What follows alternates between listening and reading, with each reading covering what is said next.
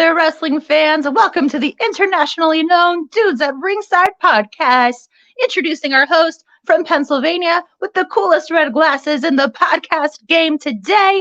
Here he is, Joe Panther the Third. Hey, welcome to Dudes at Ringside podcast. Wow, thank you so much. Thank you so much for the introduction.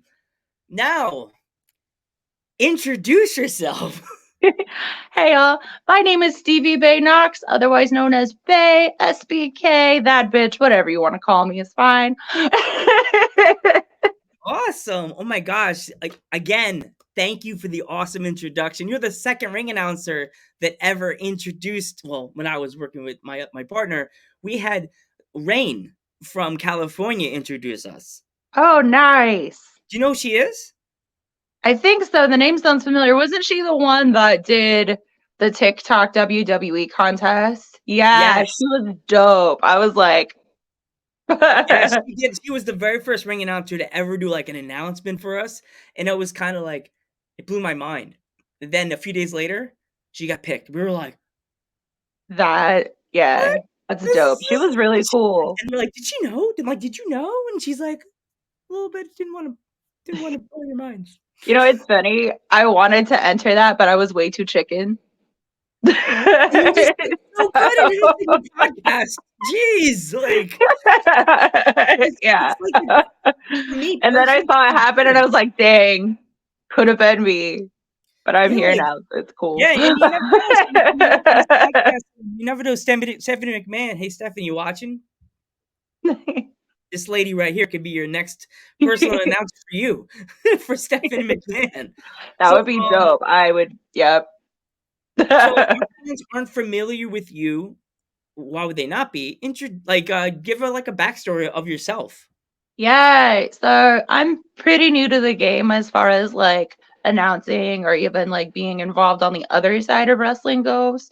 Um, I'm I'm based out of Oregon. I'm about 25 minutes outside of Portland, and I'm originally from North Carolina, which is why every so often when I say certain things, you'll hear that. You'll hear that.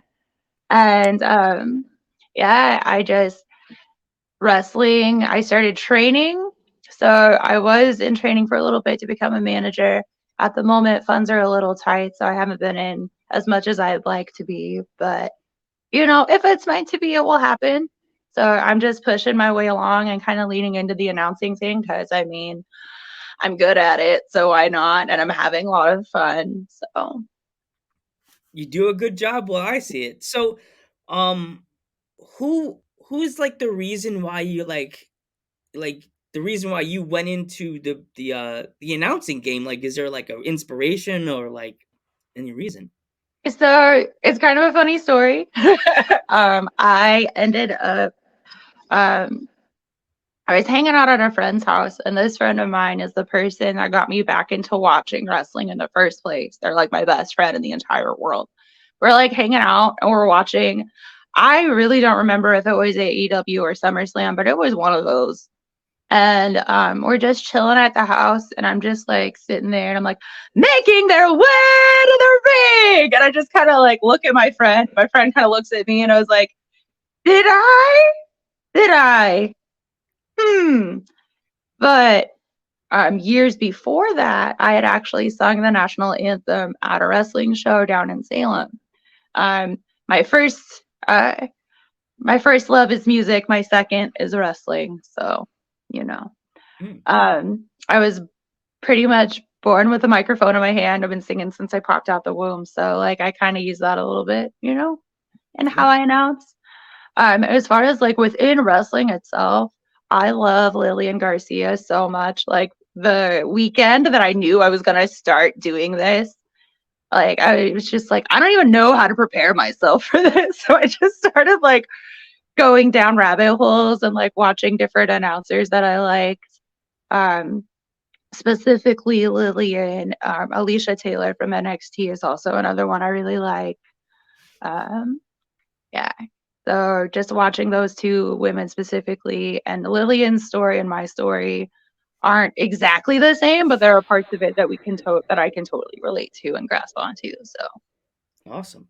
Is there any other place in the world or the country that you would like to announce or be commentary at and that you haven't visited yet? so I would love to go back home to North Carolina and announce. I would love to do that. Um, my hometown area is around Greensboro, North Carolina. I'm actually from a teeny tiny little town called Trinity, but nobody knows where that is. Now that you say that, everybody's gonna be going on the YouTube, the cell phone So. box, going Trinity. It was wild. I actually had a customer at work the other day tell me that he knew where it was, and I about fell over. And I was like, "Sir, you can come back anytime you want." Free samples, boom, boom. Literally. It's crazy. Do you have any stories from being like an announcer or a commentator that you want to share tonight? I haven't really thought of any. Oh wow. So far, I've just had a really fun time, just in general, hanging out. It's pretty crazy how far I've come within this amount of time, just because like my very first promotion that I started at was actually not in Oregon, it was in Washington at this little promotion called Reactivate Pro Wrestling up in Richland. Shout out to those peeps there. Love y'all. Um, um, Aaron is the one that gave me a chance, and that place has a very special little place in my heart. I just remember standing there the first day that I'm doing it, and I'm like trying to get the timing down correctly, and the music and the people coming out, and it was not good. Like I think Mm. back to the day and I cringe, and I'm like, now I'm getting it down, and it's exciting. Like, That's like the whole point of it. Like when you're a ring announcer, you have to have that timing down. Like if the, if the wrestler has like the final countdown is their theme song, and you have to get to that last dun dun dun dun, and then that part when the guy would come out and pop through the curtain, you have to be able to know when to hit that. Like you hit my name, you're like, okay. yes. There's a couple that I've had a lot of trouble with. Like, specifically, I just got it down to where I just hold it out now because, like I mentioned, I sing, so I'm starting to incorporate that a little bit more into my announcing because I'm not really using it anywhere else at the moment. Um, so just as an example, we were at Pow Pro Wrestling on Saturday night, and Malcolm Flex, his entrance, he sticks his hand out, right, and he like does this little thing, but I had a really hard time for a while getting that down because it wasn't timed right. I'm just supposed to go all rise for the honorable Malcolm Flex. And like with the timing of that and the timing of how he wanted to come out, it wasn't working. So I was like, fuck, what do I oh sorry. What do I do? I should have warned you. I'm a potty mouth. I'm sorry. I try to stay away from the cursing, but you know what? It's like a fart. It happens, and then you're like, then you're the one that's I like, try to stay away from it too, but sometimes it just pops out when I'm like talking. again, But it's like a fart. It's like a fart. You never know when they're gonna come out, and you never, and then it's in front of a person you like, and you're like, we're friends, I guess. yeah, we're friends now. That's what's happening. But anywho, so what I started to do, I actually just posted a video of me doing it to my Instagram story. Follow me at Blood and Blunts. Anyway, I just posted it. But what I do is I just held out, Malcolm Flex, and then he came out. But that timing was so hard for the longest time, and every time I would come to him after a show and be like, "Coach, I'm so sorry. That's really messed up timing. I'm working on it. I'm so sorry." Mm. So, like, yeah. And then sometimes people will ask me to do things and it's like a whole miscommunication and I don't know what's supposed to happen and then I don't do what I'm supposed to do and then I find out about it later and I'm like, I'm sorry, I was told different information. And things like that just happen all the time in wrestling. it it's just a part of it, but we have moments and we grow and it's a good time. Yeah, and then we make everything happy. Do Literally, you? like my job is to maintain the vibe, so that's what I Yeah, you got to keep the do. crowd a certain way. You know what I mean? Yeah. Like if the crowd is not at a certain level, you'll be sitting in a dead zone the whole show, and then you'll be Yeah, like, and that's no fun. yeah, Yeah. Another thing that I've had to learn is still performing at 100% even if there's only like 10 people in the crowd. Cuz like that's happened before. There's another promotion that I work for, Timber Pro Wrestling. Initially, they were in this little tiny mountain town called Startup, Washington. And so we would go up and do our thing. And the crowd up there, like they're a newer company on the scene, so they're growing and they're getting bigger and bigger. But initially, the first couple of shows haven't been with as many people. So I'm standing up there doing my thing and I like want to go all out, but at the same time, I'm like, I feel kind of dumb because there's only like 3 people here and they're not making any noise at all. What do I do? And so you kind of just have to go with it and feel it out. yeah. So do you have any like anything you would, if there's like a young like person that wants to be like a ring announcer or like an interviewer, what kind of advice would you give them to make themselves like feel better about thinking about doing it? Yeah. Um, I didn't. So the interviewer kind of also just fell into my lap because what had happened was, you know, Amira, you've interviewed her already. Yeah. Amira was the backstage interview person at POW. And so I started training and I was a part of ring crew. So naturally, I was, I guess, the next person to ask. And since I had already started ring announcing, it just kind of made sense.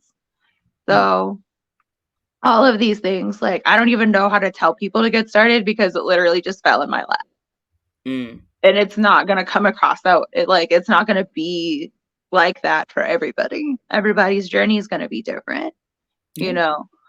But what I will say is if you are currently in like wrestling training right now, that is one of the easier ways because that way you can talk to different promoters in your area and be like, hey, do you have a need for a ring announcer? Or do you like, I would like to know how to do that. And sometimes, initially for me, I've mostly been a fill-in up to this point. So like at DOA, we have JB, and I usually fill in for him if he can't make it for whatever reason, or if we have 2 shows on one weekend, like I'll do one and he'll do the other, that kind of thing. Um, at POW, I was a fill-in, and I just recently found out that I'm announcing there indefinitely. So yay! Um, but I just work hard. I show my face. I work hard. People recognize that, and they will tell you that. Doesn't matter what position you're in the show. If you work hard, it will come through for you. Do you so what is like the food of choice that you like after a show, you like that's the thing you want to grab every time? Like Every what time, oh, it kind of depends on where we are actually. So if we're in Washington and we're doing, so Timber is now in Everett, Washington, and there will be a show in May that y'all in the Northwest should go to. Anyway, so um, what I like to get there is a Dick's Drive-In, ooh. and it's like little hamburgers, like their fries are fantastic, their milkshakes are so good, like I can't speak enough about it. And it's always just fun to say I'm gonna go get a bag of dicks because it's actually called It's dicks. kind of like that's So, crazy. It you know what that reminds me of? It's like on on the East Coast, White Castle. yeah, the burgers Just are gets some, bigger than the little sliders, but yes, similar vibe. but it hopefully it doesn't do to you. Hopefully it doesn't do to you with the White Castle. But those burgers that like Dick's doesn't do to you with White Castle does to you. That you're walking around floating around farting. Oh no. Oh no. Man, you can't even secretly walk around with a crew of friends after eating White Castle burgers. You're that friend that's walking behind everybody, tooting away like your little Trump. If you're like Xavier Woods walking behind all your friends, like, Aw. Yeah. He's like, "Is that Joe? Is that you? Shut the fuck up! I don't want anybody else to know I'm farting. Shut up, bitch." Like, no. That's not me. And Xavier, one of my buddies, like, am I hanging out with Xavier Woods or Joe Ortiz? Joe the Panther? Shut the fuck up. That's funny. Yeah, Yeah. in Washington, I like to go to Dick's. Denny's is always a staple within our group. Let's see, what's another one? A couple of the homies and I like to go to In and Out if we're doing a Salem show or if we're like in New, like usually after POW if it's like late, like early enough slash late enough, and it's still open, we'll go to In and Out. But yeah, Mm.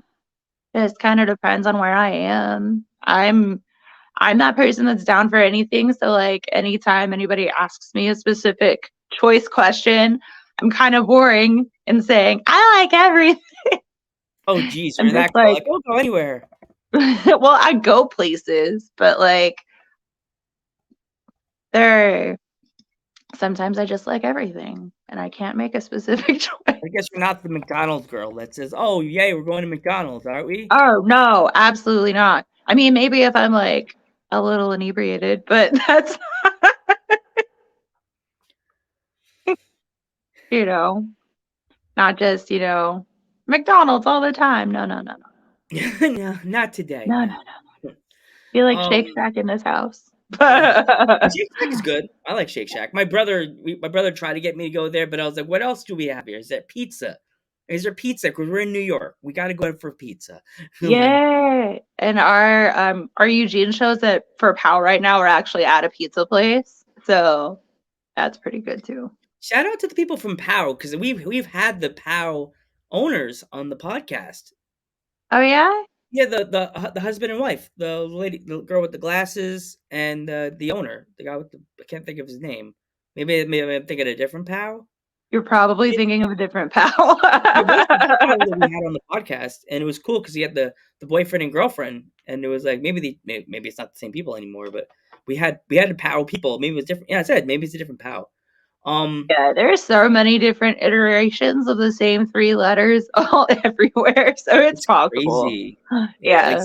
CPW. There's one there's one in America and there's one in England that we always talk to. Um, do you collect anything? Um, I have like a small collection of things, mainly because people gift them to me. I'm someone that's not necessarily a materialistic person.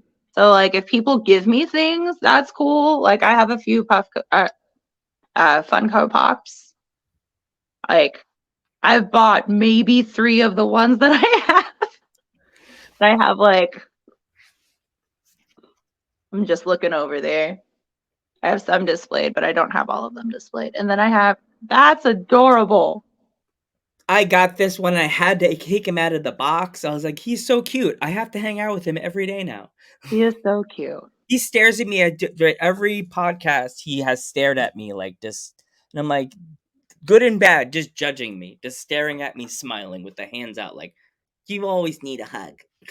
Right? And I do have like I have one really cool piece of wrestling memorabilia. I'm gonna turn my camera. If you see any messiness, don't judge me. But Okay, you judge. if you can see it. Oh, the chair, right? The chair also, but if you look at the wall, Yes. Oh my God, that's Mankind's sock, right? yes, sir, Mr. Sacco.